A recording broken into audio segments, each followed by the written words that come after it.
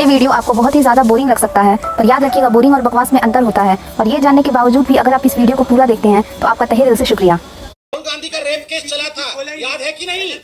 राहुल गांधी ने एक लड़की के साथ बलात्कार किया था उत्तर प्रदेश में, ये बात याद है कि नहीं आपको?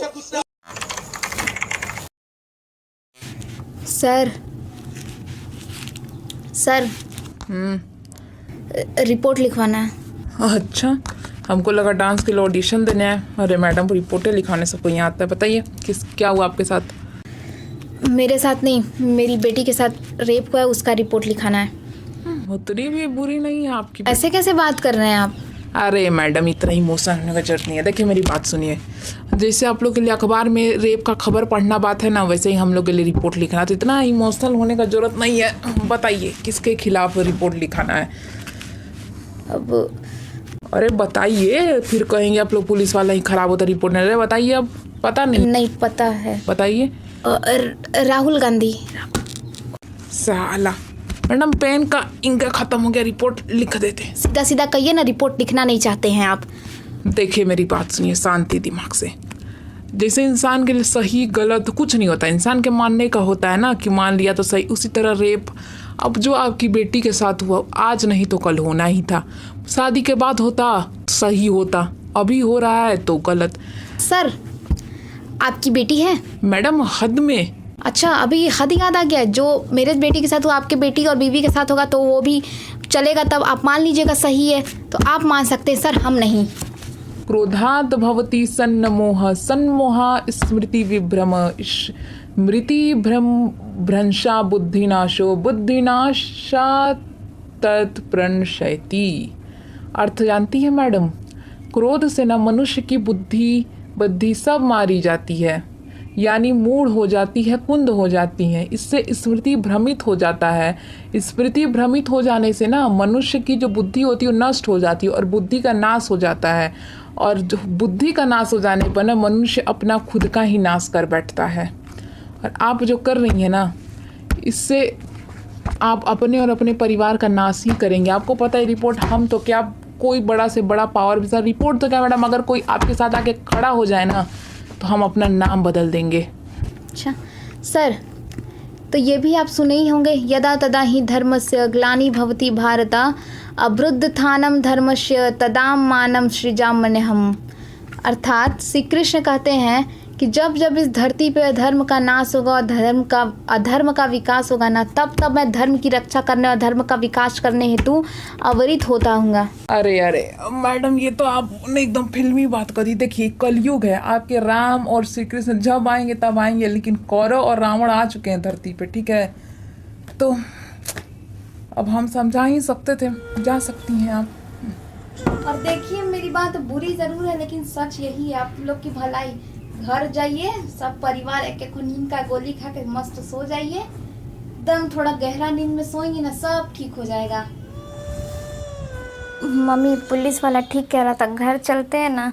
ऐसी लड़ाई लड़ने से क्या फ़ायदा, जहाँ पता हम जीतना तो दूर की बात, हम लोग खड़े भी नहीं रह सकते हैं। ठीक कह रही हो बेटा।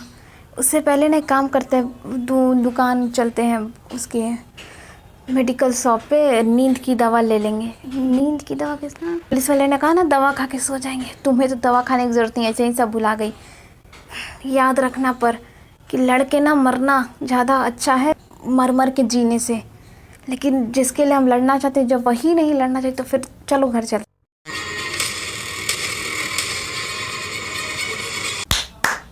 Thank you. ना ये तालियां आप लोग के लिए नहीं है, यहाँ जो कुर्सियाँ खाली है ना उन लोगों के लिए हैं। कि आज तक इतना तो पता था कि इंसान के पास पैसे और पावर के आगे ना अच्छाई सच्चाई की कोई कीमत नहीं है, लेकिन लोकतंत्र जैसे बड़ा सिस्टम का कोई औकात नहीं है। आज समझ में आ गया कि जिस मीडिया को हमारे संविधान में दर्जा दिया गया कि किसी से डरने का ज़रूरत नहीं है, उसको समाज के सामने सच्चाई रखने का काम करती है। वो ऐसी बात नहीं है मैम, सारे लोग एक जैसे नहीं होते हैं। आप बताइए जो बताना चाहती हैं, हम कोशिश करेंगे। पर हाँ, ये भी बात सच है कि हम उतने ज़्यादा फेमस फेसेस नहीं है, इसलिए शायद हम आपकी बात ज़्यादा लोग तक ना पहुंचा पाए। Ma'am, I have a question कि आपके हस्बैंड बलराम सिंह वो तो कांग्रेस पार्टी में काम करते, फिर आपको इस तरह हेल्प की ज़रूरत? देखिए, हाथी ताकतवर होता है जब तक कि उसका सामना शेर से ना हो जाए। हाँ, मगर यहाँ पे ये इंसान शेर तो क्या कुत्ता कहलाने के लायक अरे भी। क्योंकि ना कुत्ता भी वफादार होता है। अरे हमारे परिवार ने उन लोगों को तब से सपोर्ट किया है जब से नेहरू जी थे। यहाँ पे आपके हस्बैंड नहीं दिख रहे? हाँ, क्योंकि वो कांग्रेस और उस कुत्ते कमीने राहुल गांधी के खिलाफ नहीं जाना चाहते हैं। और पहले तो उनको लगता था कि उनकी बेटी ने ही गलत किया, क्योंकि उनके कुछ पार्टी के लोगों ने कह दिया था, जिसकी वजह से उन्होंने बिना अपनी बेटी के बात सुने उसे ही इतना पीट दिया है। और अब मैम आप किसकी बात करिए, प्लीज़ हमें खुल के बताइए। राहुल गांधी। बहुत सारे लोगों की तरह मेरी बेटी भी उस कमीने की फ़ैन थी, इसीलिए जब वो अमेठी आया ना तो वो मेरी बेटी उससे मिलने गई थी। कब मिलने गई थी? Please can you tell me the date? 3 दिसंबर को रात को 9 बजे। आई एम सॉरी, बट आपको ये टाइमिंग थोड़ी गलत नहीं लग रही? क्यों, दिन में रेप नहीं होता है क्या? और वैसे भी अब लग रहा है ना, अब ये समय तो क्या तारीख भी गलत लग रहा है। अगर रेप नहीं होता ना तो आपको हमको कभी किसी को गलत नहीं लगता। तो क्या वो वहाँ पे अकेले थे? नहीं, कमीना 7 आदमी के साथ था। क्या ये सारी बातें हम आपकी बेटी के मुंह से सुन सकते हैं? हाँ, थैंक यू। हम सैल्यूट करते हैं आपकी जो बहादुरी है। प्लीज़ तो आप हमें स्टार्टिंग से सारी स्टोरी बताइए कि कहाँ से कैसे शुरू हुआ था सब। ठीक है, तो मैं ना उनसे मिलने गई थी क्योंकि मैं उनकी बहुत ज़्यादा बड़ी मैं फ़ैन थी।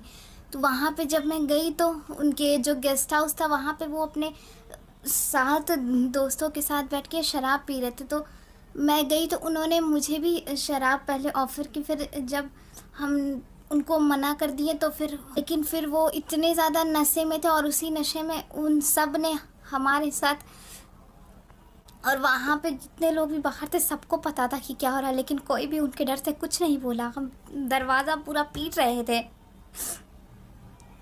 लेकिन और जब हम फिर पुलिस स्टेशन हम लोग गए तो पुलिस वालों ने भी रिपोर्ट नहीं लिखा और कहा कि हम यहाँ से चले जाएं।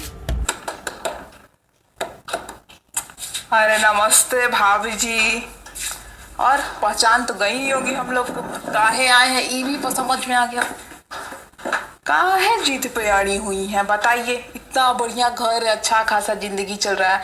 आप जानती हैं कितना लोग 2 वक्त की रोटी के लिए मरता है, और आप मतलब सबने समझाया, पुलिस वाले ने भी समझाया था ना, नींद का गोली खा लीजिए। हैं, नहीं मिलता तो बताती, हम डिब्बा डिब्बा पहुंचवा देते हैं। अरे इतना हैरान काहे हो गई। कौन ये शहर में सांस भी लेता है ना, सबका पता होता है हम लोगों को। और वैसे भी देखिए, औरत में समझदारी हो ना हो का पता नहीं, ममता बहुत होता है, इतना तो पता है। पति के लिए, अपनी बेटी के लिए जो ममता है उसके लिए शांत हो जाइए। हैं, प्रॉब्लम होता है आप लोग का भी, प्यार हो या नफरत, एकदम दिल खोल के करना शुरू कर देती हैं। आप लोग को जो करना है करिए, हम लोग शांत नहीं बैठेंगे। अब देखिए, अभी भर तो हम लोग आप लोग को समझा ही सकते हैं, मान जाइए ना। और भी तरीका हम लोग नहीं चाहते इस्तेमाल करना। उम्मीद करते हैं दोबारा आने का जरूरत नहीं पड़ेगा। चलते हैं। माँ, अब क्या करेंगे? ये तो घर तक आ गए। घर तक आ गए, इसमें हैरानी नहीं है। इतना देरी हो गया इन लोग को आने में, इसलिए हैरानी है। पर अब क्या करेंगे? हम लोगों ने तो हर कोशिश, मुमकिन कोशिश कर लिया। जो भी हो कोशिश तो करेंगे। जब तक मेरे शरीर में जान है ना तब तक हम इन कमीनों को छोड़ेंगे नहीं, हर कोशिश करेंगे। और जैसा कि उन रिपोर्टर्स ने कहा था कि वो ज़्यादा फेमस नहीं हैं, और उस वक्त मेन स्ट्रीम की सारी मीडिया ने इस न्यूज़ को अपने चैनल पर दिखाने से पूरी तरीके से मना कर दिया था, जिसकी वजह से इस घटना के बारे में किसी को कुछ पता नहीं चला। 27 दिसंबर 2006 जब सोनिया गांधी से वो मिलने जाती हैं, मगर वो मिलने से मना कर देती हैं। इसके बाद वो ह्यूमन राइट कमीशन के पास जाती हैं, जहाँ पर ठीक है, तो आप जा सकती हैं। हम लोगों ने आपकी कंप्लेंट लिख ली और अब इसके बारे में इंक्वायरी करेंगे, और मतलब जैसे ही आपको कुछ पता चलता है हम इमीडिएटली आपको इन्फॉर्म करेंगे। सुकन्या और उनकी माँ को शायद पता था कि वो कभी उन्हें इन्फॉर्म नहीं करेंगे, इसीलिए वो और उनकी माँ प्रेसिडेंट और यहाँ तक कि चीफ जस्टिस से भी मिलने की कोशिश करती हैं, और ये कोशिश बाकी कोशिशों की तरह ही नाकाम कर दी जाती है, क्योंकि किसी ने भी उन्हें अपॉइंटमेंट नहीं दिया। कहाँ गई वो चिड़िया उड़ने के थे जिसके सपने, पंखों को कुतरा ऐसा चीखे भी ना सुनी किसी ने। कहाँ गई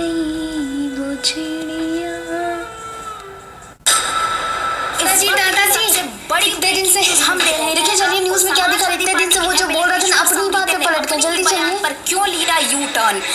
जो कल तक राहुल गांधी के खिलाफ उनके ही पार्टी के नेता बलराम सिंह की बेटी सुकन्या देवी के रेप का आरोप लगाते हुए इलाहाबाद हाई कोर्ट में केस फाइल किया था, वो आज अपनी ही कंप्लेन को वापस ले रहे हैं, ये कहते हुए कि उनका पर्सनली इस केस से कोई लेना देना नहीं है।